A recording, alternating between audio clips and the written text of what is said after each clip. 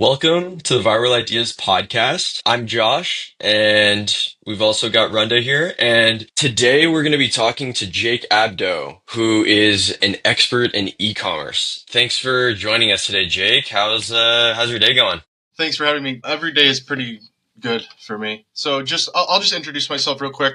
I'm maybe the fourth or fifth largest used camera dealer on the Amazon platform. Started just as a reseller, selling clothes, buying storage units, just flipping stuff. Niched down into digital cameras about 2 years ago once they were really popping and in vogue. So yeah, I do about $1.2 million in sales each year of pretty much just digital cameras.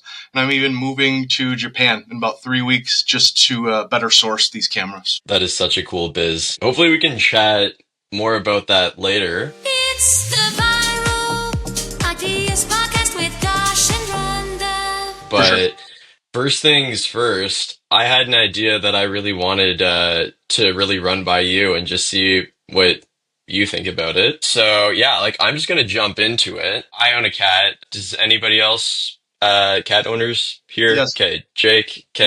Large orange cat. Okay, perfect. We love orange cats, by the way. So basically, there's a lot of struggles with owning a cat. There's a lot of pain points involved. We all know that. There's a ton of products already in this space, and people pay a ton for them because just people spend dumb money on cats. So this is a category I like to use on the pod. We all love our cats and we want the best for them. So sometimes I'm sure we've all found ourselves going to pet food stores and just seeing something on the shelf that's oh, organic farm raised chicken. It's going to be so much better for your cat. You're thinking okay, well, it's $50. It's more than I'm used to paying, but I'm gonna try this out because I want the best for my cat. And then you take it home and you pour it into the bowl, and then your cat just looks at you like you've literally just insulted their ancestors or something. Nope, I'm not having this. And then you're completely shit out of luck at that point. You've bought this bag. There's absolutely nothing to do with it. You might as well just put it at the curb, and that's it. So my solution was charcuterie boards, but for cats. So it's a pretty simple idea, and it's also an e-commerce idea. I would just start out by purchasing regular bulk size quantities of every different cat food that I could find. And then I would repackage them into small portions. On an MVP level, I would just be sectioning them off into little plastic baggies or something and make content with it where you have people's cats try the different types of food. But there is a real use case for this because you have say 30 different types of food. That's an opportunity to put that in front of the cat. Maybe it's a really picky cat and it doesn't like 25 of them. But once you find that one that it really likes, that's a brand that the owner is probably going to be very likely to stick to, probably for life. Probably forever. It's a major marketing opportunity right there to just get products in front of consumers who otherwise wouldn't have gotten them. Because when you go to the store, you can only buy a big bag.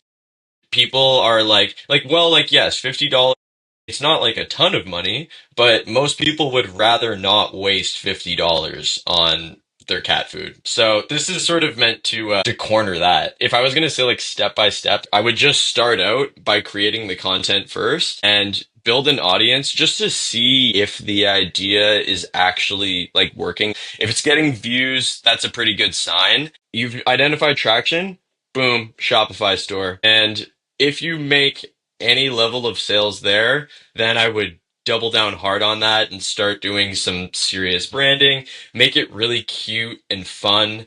Remember, this is the pet food space, so brand matters more than quality.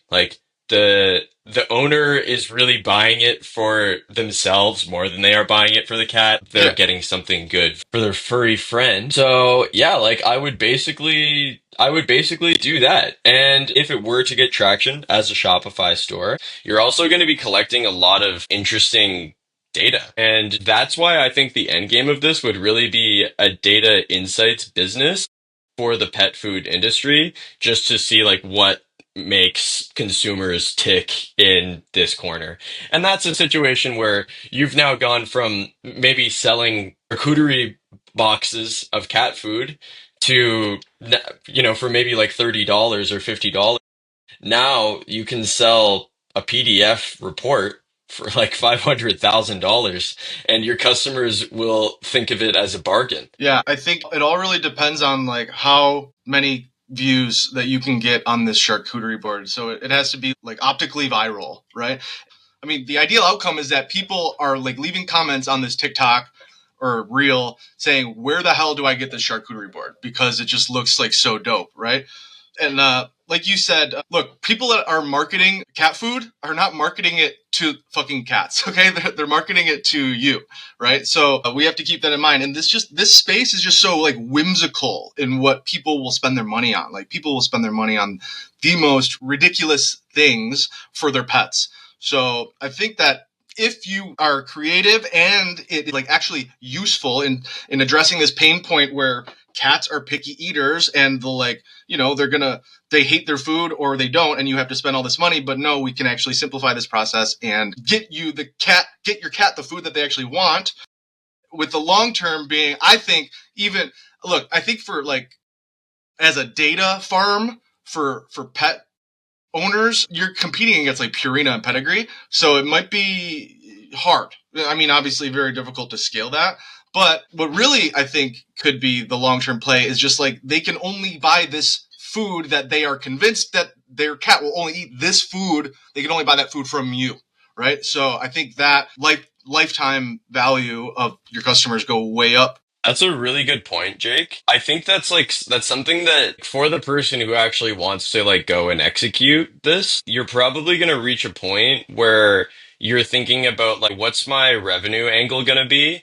Because yeah, there's sort of two paths you could go down there. You could do your own proprietary food that can only be purchased from you, and then you're just hoping that that one ends up hitting with a lot of the cats that end up getting boxed. They subscribe from you. But also, like, I think on a smaller scale, like, if you didn't just have the ability to, like, produce all of that and make that happen, you could sort of go with the same thing that, like, there's that website dupe.com. There's also Honey. These businesses that are just built on referral codes, basically. So I think like there's still like small ways to do it. And, like it could just be an Amazon link that has your name attached to it. Your goal could just be to farm affiliate commissions and not produce any of this food by yourself. Yes, that could be a path. In my perspective, I'm much more excited about the content play for this initially. And what I would probably do is just like catify all the most viral and popular YouTube channels, like the Try Guys. And if you just like made Try Cats, it'd be insane. Make it a whole. Next thing you know, you're gonna sell it. What didn't Hot Ones just sell for like $1 billion or something like that? Yeah. There you and then go. even like $1 cat food versus like $10,000 cat food, but then the $10,000 cat food is like you made it up. I'm surprised that that video doesn't exist already. Yeah, I'm sure some permutation probably does. Yeah, listen, you want like formats? Come on, which food will my cat pick? Expensive versus cheap. I let my cat try 10 different foods. Let's say you have the cash for this. Get influencers to have their cats review it. Do a collab post on Instagram. Yeah, bro. Yeah, for real. It's not that hard to put together either. This is like a luxury cat food products kind of business. You can integrate laterally and then just start making cat caviar, like cat safe caviar, or whatever rich people enjoy in their pastime. Maybe like a cat Gucci bag. Cats are people now. I got an email recently from some like email list from, I think it was like a lawyer or something. And they said that, I don't know how I ended up on this, but they said that they specialize in pet law.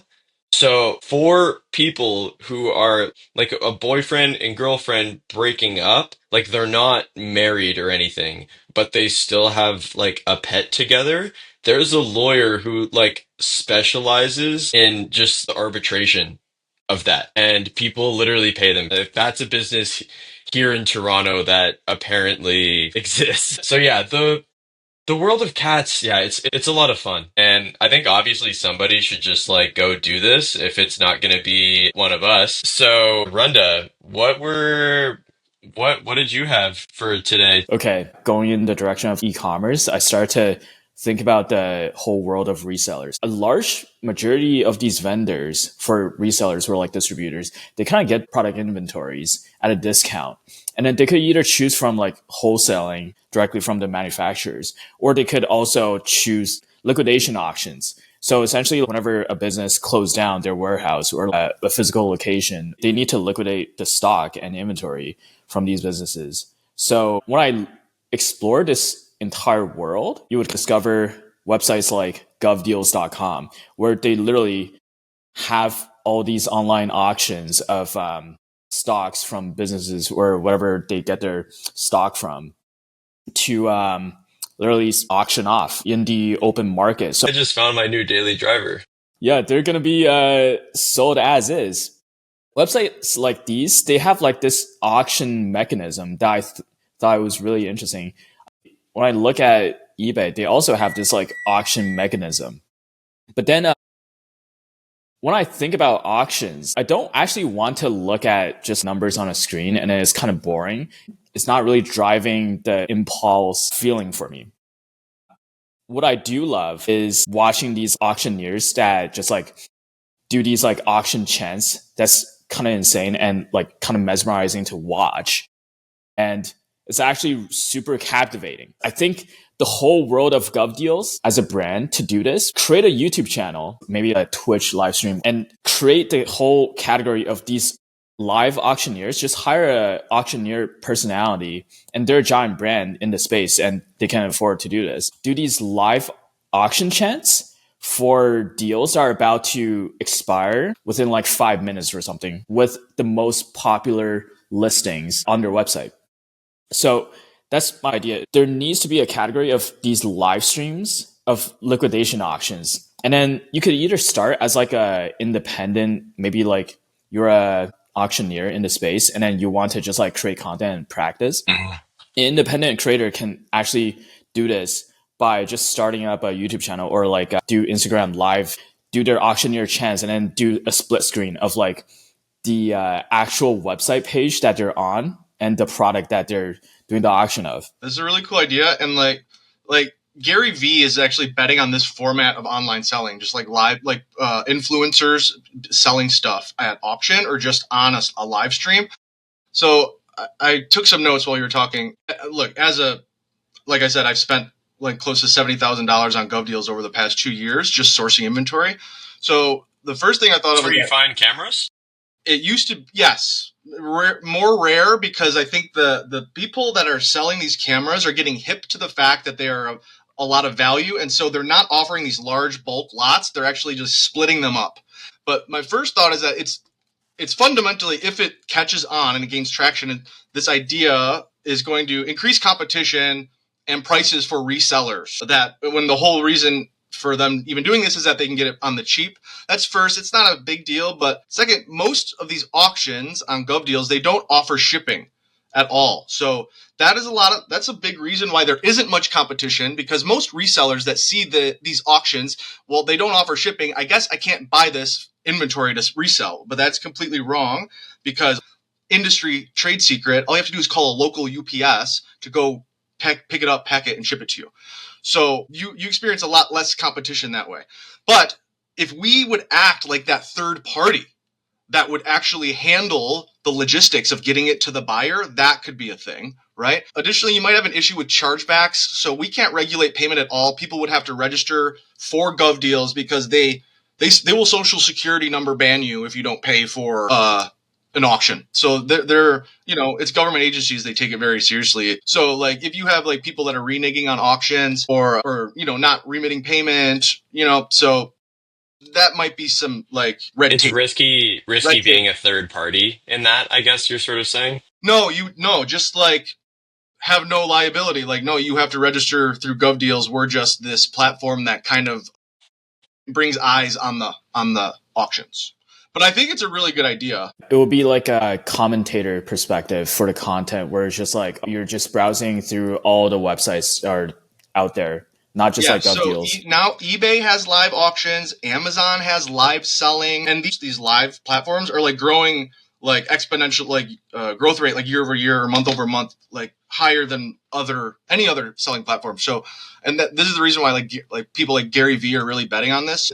I think that you might be onto something. Really? Yeah, I really like that direction though. Having the business portion being like the shipping fulfillment guys. You're just like a private, independent shipping party. If you do that content approach on doing these liquidation auctioneer, you can only select the local auctions that are close to you in your geographic area that you service to deliver. Be like the white glove service of delivering all these liquidations to whoever that business wins the bids. This is actually a great transition over to the second idea. Once the content portion becomes big, I think you can actually automate the content for these live auctioneer type of content creators. I think there's some decent startups are creating these AI generated content creator avatars. So theoretically speaking, you can invest in a series of tools to develop your live online auctioneer personality to just like speak super fast and create that entire layout similar to like QVC, but it's just like a talking head that's just like doing these auctioneer chants. And within this entire social overlay, you can have all the QR codes that you need, just showcase all these different listings. And that could potentially all be automated if you create a whole conglomerate of a live social shopping auctioneer channel.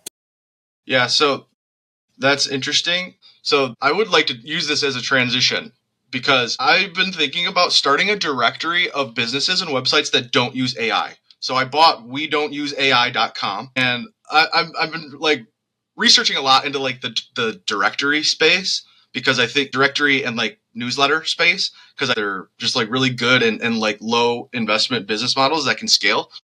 But I think that a human auctioneer will always be better than an avatar. You know what I mean? Because a lot of people don't even really care that much about what they're buying. They're just there for the experience of a human auctioning things off, right? What about WeDon'tUseAI.com? What do you guys think about this idea as a directory of businesses and websites that just don't use AI? Say like in general, like that's going to be a trend. There's with every trend, there's always going to be an anti-trend. So it's just like nature that will be a thing. Yeah. I've started kind of reflecting, not that I'm like anti-AI or anything like that, but I have started just like in the copy on the website of my production company. Like we put emphasis in our just copywriting, just like, hey, this is stuff by humans. Yeah. Just so you're aware. Like this is serious stuff. Yeah, although I will say on one hand, when Runda, when you mentioned that, I do think that if you were to do that, that kind of opens the opportunity to go to an actual auctioning professional, like go to somebody who like does county fairs and things like that. Just say like, hey, I would like to partner with you or just hire you to like read this script out so that I can do like the AI thing or just make content with them. But I imagine there's like a lot of these guys who are probably like kind of more on the elderly side. But if you can kind of communicate with them, there's probably a lot of these guys who have the skill, but they're just like not really like getting work with it. Oh, okay. So you're talking about like cloning their likeness and their mannerisms into basically making a AI recreation of these auctioneers. Or do it for real, whatever they're down for. But I bet the AI option is a situation where you could say to them like, hey, can I pay you $500? And like, we're just going to record this thing. Maybe they are really into the idea and they actually want to be part of it. You could team up with them. Like, it would be perfect for somebody who's like, maybe their background is in like video editing or something like that. Like, they know content, but maybe they're not good at going on camera. So the auction business is actually like pretty deep. Like it's a regulated business that you have to have certifications and go to school for. I think that a lot of auctioneers are purists, and they will really like be offended if you go to them and say, hey, we want to do an AI auctioneer. And they are mostly old heads, right? So purists, really. But my thought was like, what if they're just lazy and the AI avatar is good enough, is so good that they would like, you know what, I don't have to do this. I can just deploy this AI avatar after my likeness. I'm one of, they're few and far between, and the good ones are like, it's a highly skilled thing according to them, right? So they could be like, okay, let's automate this part of my business, and you could sell them the avatar, maybe. Yeah, that's really true, because that would be a very interesting kind of like SaaS angle to it. Like, I will just do it white glove for you, get that set up so that like in the future you'll be able to do auctions by just like sending them a Zoom link. Yeah. And then they just end up in a call with you, but it's not you. And also you could be like 5 places at once. Too. Yeah, exactly. You're doing 5 auctions at the same time right now. I think you can either go on the direction of the personal branding and content creation agency for like auctioneers that don't have much branding power, or just like to create that mass amount of content for them by like maybe potentially leveraging AI or like helping them to just record these. But then conversely, to people that actually don't want to have like a personal branding aspect because they're purists or whatever, you can invite them to be guesting in these live stream auctioneer channel that you've created once there's a decent bit of eyeballs. I wonder if there's a matchmaking service, like we match auctioneers with online auctions that want to live stream. You know what I mean? I think it's going to be a thing, because this is an existing trend that is just like, you would just be piggybacking it, and you're really just stepping in and being like, oh yeah, like right now, all these live shoppers, it's like Instagram models and stuff doing that. It's like, hey, here, you've never seen anything like this. Live county fair auction guy just like stepping in. Like they could probably just one man this and just be like, hey, like I'm an auctioneer. I'm just gonna start being one of these Amazon creators. Right. Totally. Like, I can speak in a way that no one else can speak. Like, you're going to stand out. Honestly, this gives me ideas. Like, I've sold cameras on Whatnot before, not to great success, but what if I just like contracted an auctioneer to do it for me and just like run, and like I provide the inventory and I just hire an auctioneer to run my Whatnot store. You know what I mean? That could be cool. If it worked, it worked. It's just different. It's not like people will stop scrolling for a actual auctioneer. I know that. That's the main thing we're after here. Sounds like both of these ideas have legs, and now they're being given away for free. You know, maybe one of our listeners may take them, or maybe we will do it. Either way, message us about it, and chat about it. Jake, you're overflowing with ideas, I bet. Yeah. So, do you want to get into a lightning round? We'll just use the rest of our time. Okay. So the first one is an AI app that you can take a photo of your cluttered space and it will render a photo of the space decluttered. Freemium web app targeting unmotivated and messy people. So does it like give you like a generated image of if everything was in its right place, basically? Or maybe just cleared out. It just makes the room look more empty. Okay. And who is this for? For me, if I could visualize my extremely cluttered warehouse of a home that I run my business out of, if I could visualize it decluttered, I feel like that would motivate me to actually start cleaning up. I would say like at least half my friends, based on like just personal experiences and zero stats, all feelings but no research. I think like 50% of the market is like they have like cluttered home. Majority of the time. I think that most people do, especially our age group, and also I think that this is like really easy to make. I think this app is just like easy to make if you can get like Sora to like then prompt it right.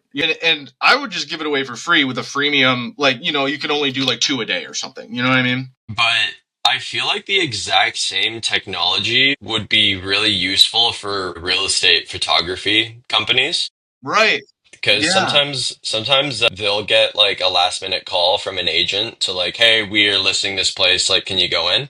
And they'll get there and the unit is still occupied. Yeah. Yep. And the person who's living there is like it's just a complete shit show. Like they're whatever, like it just happens. So you still have to take the pictures and like nobody wants to look at all that stuff on the floor. Sounds like this could be a really fast solution to that. Right.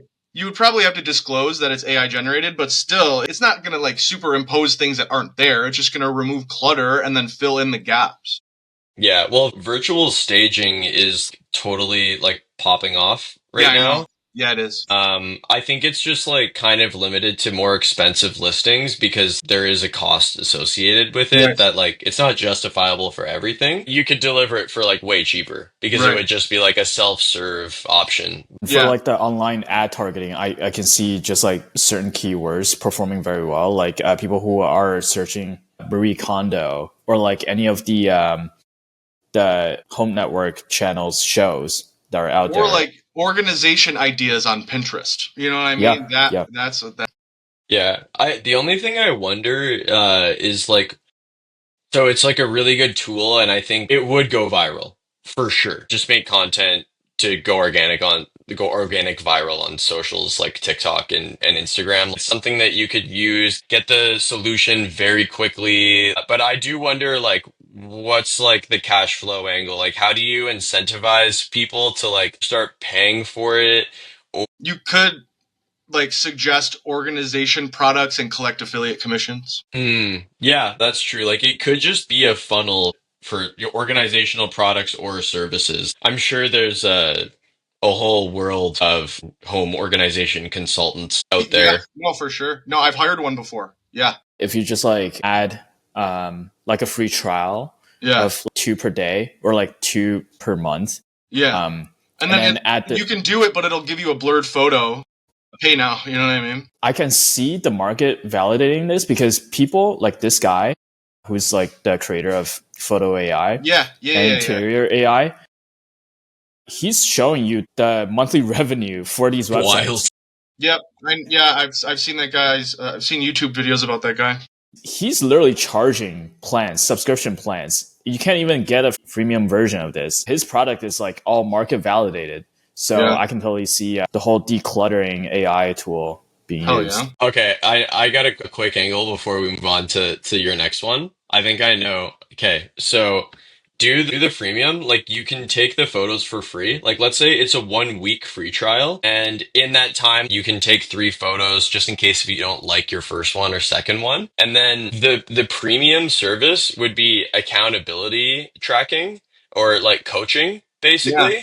So you say now you get a notification on a cadence that you choose. Maybe it's once per week, or maybe it's every single day, and you're prompted to take a picture of your space. And then it will just automatically log into your Apple Health app, like where it would just be like on a calendar, just logged like, yes, it was clean this day. No, it wasn't. And then just allow them to track that over time. At the end of a year, you would get this Spotify Wrapped-esque thing of like, oh, hey, like you did a great job this year. And our product actually helped you go from having your room messy for 60% of the month to now it's only messy 20% of the month. Yeah. Resubscribe for this year, please. And let's right. keep that going. Yeah, well, that's a way to actually provide value. So yeah, for sure. Cool. Well, yeah, that was a banger, Jake. I loved it. Nice. All right, so the next AI idea is it's called Voice of the Employee. I don't if you guys have ever worked in any large corporation company, there's a thing called Voice of the Customer, and basically it just takes surveys or any feedback that they get from customers and they compile it and they use this to glean business insights, right? So Voice of the Employee is like an AI. It's basically like an anonymous suggestion box, but it's really like a third party, like an independent business or contract or consulting business that comes in and they install this software, this AI consultant that employees can chat with if they have issues, and they get, at the end of the week, they'll like talk to this AI, but the idea is that it's completely anonymous and it's guaranteed anonymity, because here's the thing. In a large organization, upper management never really knows the whole story of what's going on in the company because employees will never tell the whole truth. So an AI chatbot that will be available to all employees almost like an anonymous suggestion box, will gather all of this data with like the employees can just speak freely without feeling the fear of being reprimanded, right? And after some period of time, all the data gathered goes to human consultants who then go and deliver recommendations to upper management. Okay. I mean, that is a service that exists. It's just currently only being done by humans. Right. Yep, exactly. I was working on that new Mr. Beast show on Amazon, the Beast games. Yeah. And I noticed that they had all these signs around set that said like, "Oh, hey, like feeling concerned about safety, go to this link." And I was like, "What? Like, are the producers getting this?" So I just like looked more into it, and I saw that it was actually a third party service that they had hired. Yeah, it's like an HR firm.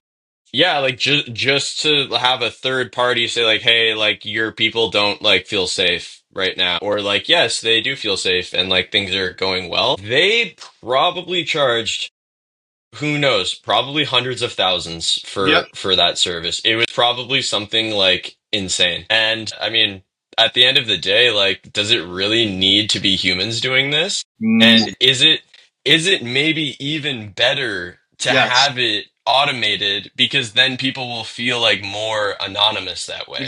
Yeah. I do trust AI to be my therapist over a human being in my therapist. Yeah, I could say, yeah, really. I can totally see this happen, and it totally resonates with me because I've been in an office before where they had a physical suggestion box that they were taking people's paper written notes in order to share in the monthly town halls. And then I think they barely get any, maybe like 3 none per month.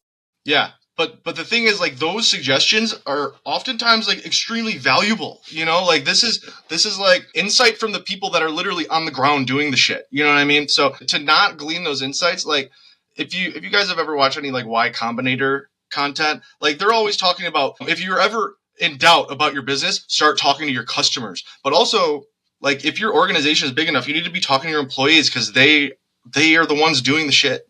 Yeah. You know? It's so true. And to me, if you are able to create this easy chatbot interface, like the ChatGPT's voice AI thing, if the AI is able to prompt follow-up questions to actually clarify the answer, I feel like a lot of surveys, they don't do enough of justice to the actual feedback that people are trying to submit, because like then they could mean like one thing and then they just need more clarification, but they don't want to type out like a whole essay of like what they mean. That gives me an idea of dynamic surveys where survey questions are generated based on the answer from the previous one. Yeah.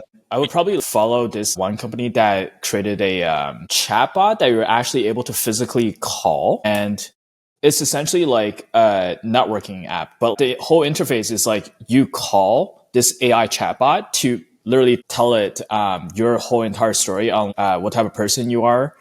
And it will ask follow-up questions. And also the whole goal is like for this AI chatbot to essentially like introduce you to other people that you might be interested in meeting with. That's cool. I have an AI phone assistant for my camera business, 9257 camera. It's so great, dude. Because at one point I was fielding like 10 calls or text messages every day from customers, and like just giving the customers like a line of communication like reduces my return rate so much. Because look, if I can replace a camera that they spent $200 on with, I source them for like $40. Instead of, I would much rather send them a new $40 camera that I paid $40 instead of processing a $200 refund. So my AI phone assistant has saved me tens of thousands of dollars so far. Wow. Yeah.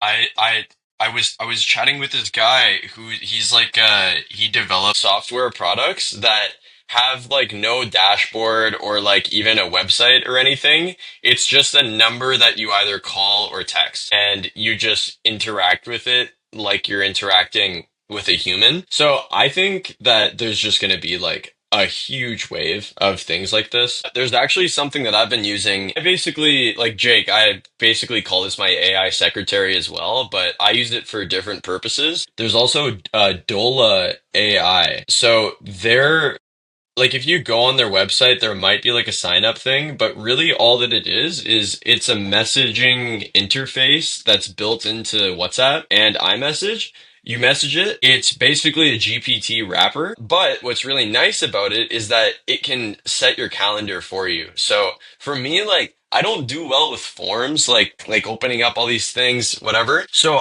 I found myself using this thing a ton because I'm like, I need to schedule this thing on my calendar. I just send it like a screenshot of the email where I like said I was gonna be at that place at that time, and I just say like, "Hey, schedule this," and then it just does it.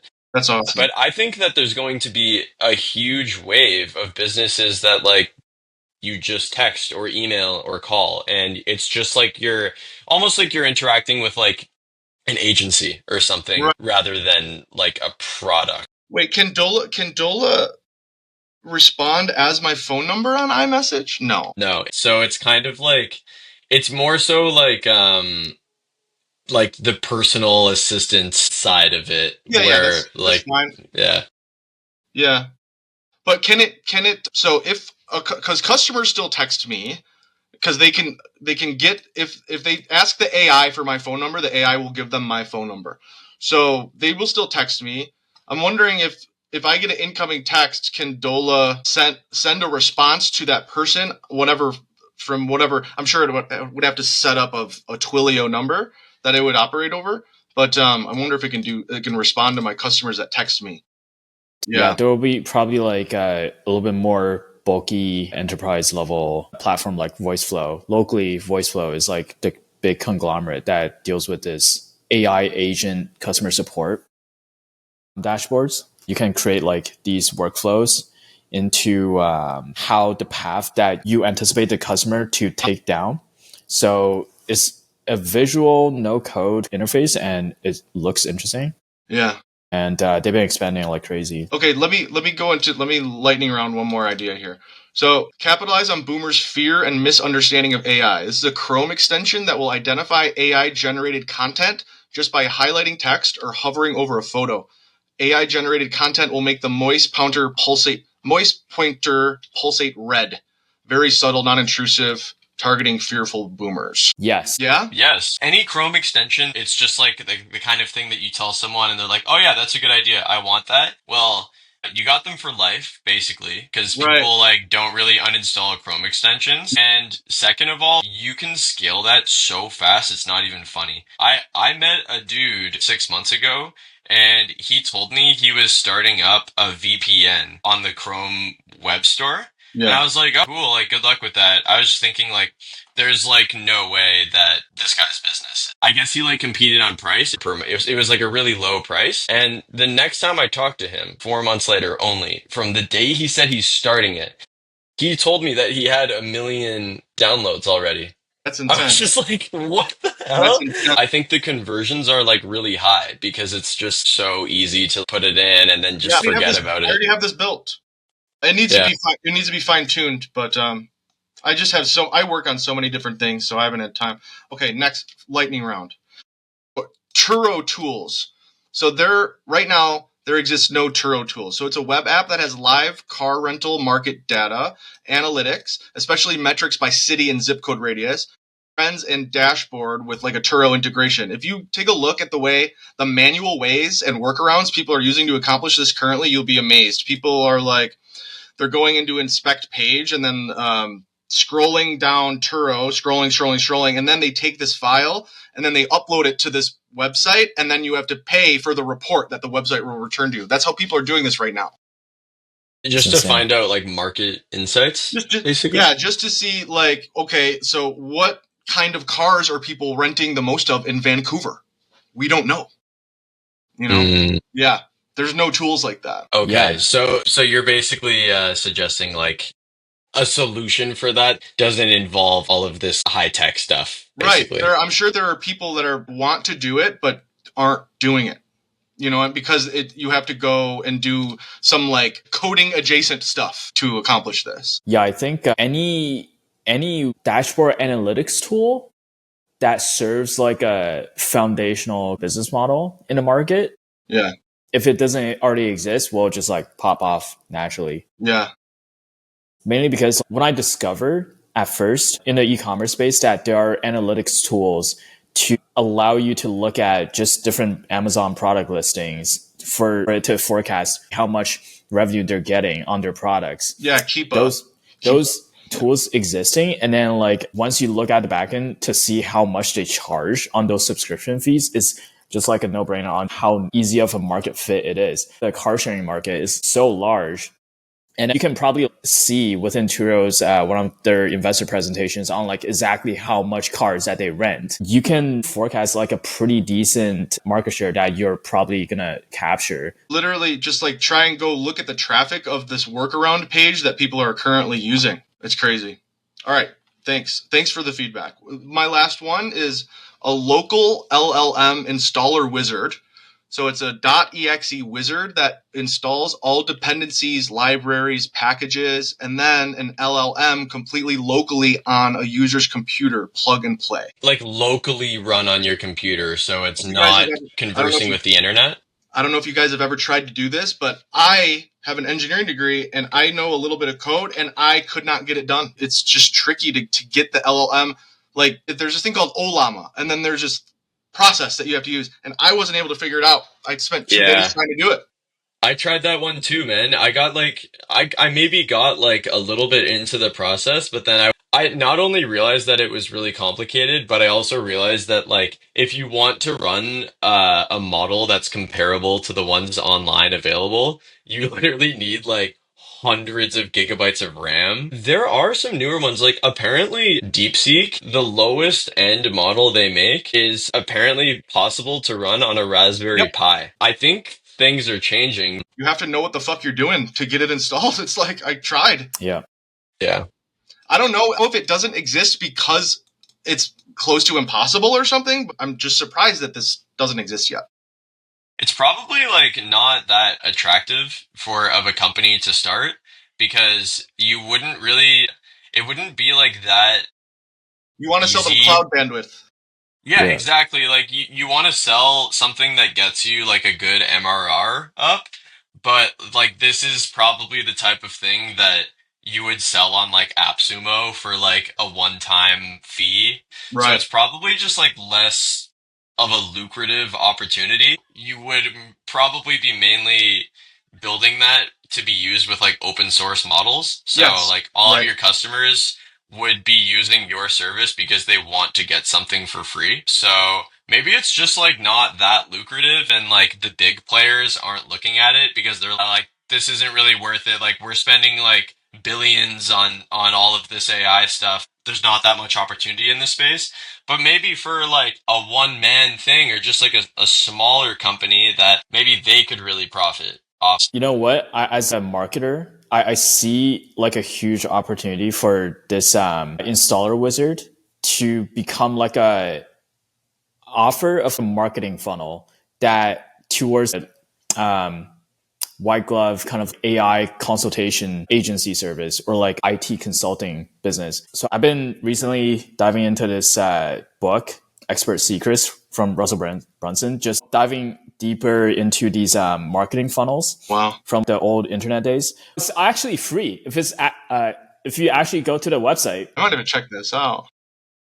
So in the introduction, the opening of the book, he talks about this anecdotal story where his buddy and him, one of the first times that they actually made money on the internet was they were on this journey to spend all this time to research how to make a potato cannon. And while they were in college and as they were just in a wrestling team and their girlfriends working full-time jobs to basically support their living. Yeah, the internet potato cannons were very viral, I swear. So they spent all this time to create the potato cannon and then they looked online on the search traffic to figure out, 18,000 people per month are searching for the phrase potato cannon guide or like how to make a potato cannon. So they created this homemade video, then going into Home Depot on exactly which PVC pipes to buy and then what materials to get. And then literally showed you in a video on how to make a potato cannon and sold that on the internet as a DVD format. Yeah. Yeah. So I can see the whole LLM installer being an introduction of a freebie or a low cost one-time sale as like a $20 sale to get people into installing like a full-on LLM in a more complicated way. But then at the same time, once you create this like book guide, a free ebook guide, directs whoever that's reading it into buying the $20 wizard. Yeah. And then with the installer wizard, right. You can also mention literally make it like, oh, here's a video on how to do it. It's really hard. Put your email here, and we'll send you the video. They enter their email, you send them the video. The video is 48 minutes long. Yep. Exactly. Yeah, exactly. Literally, like, go so in detail and make it look almost harder than it actually is. Actually make it 4 hours to literally talk about how LLMs are created. Just like do a full day of walk out the camera and then make some coffee on the side. And then you start to talk about coffee. Make the entire thing 4 hours. But at the end of the 4 hours, whoever that's watching the video will be like an expert in LLMs and in installing this thing. In the description will be like the installer wizard that you can pay for $20. Oh, you link them to a video on how to use the installer wizard, and it's 1 minute 48 seconds. Exactly. Yeah, exactly. Yeah, exactly. You could even put a calculator, like, is it worth your time to buy the wizard?